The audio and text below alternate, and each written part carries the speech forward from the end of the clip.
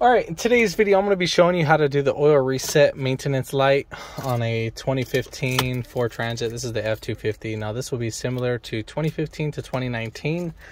So what you're going to go ahead and do is you're going to put the key in the on position. Right there it says oil change required. At the same time, you are going to press the brake pedal and gas pedal at the same time.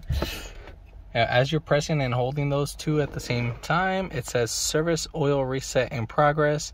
Wait until that disappears and then you can let go of the brake pedal and gas pedal at the same time. If you haven't already, give it a thumbs up, comment down below if you have any questions, and hit that subscribe button for more coming videos in the future. And thanks for watching. So just give it a couple more seconds. Reset in progress, reset complete. So once it does that, you go ahead and remove both feet, go ahead and turn it off, turn it back on, and then there we have it. So oil reset maintenance light complete. Thanks for watching, guys.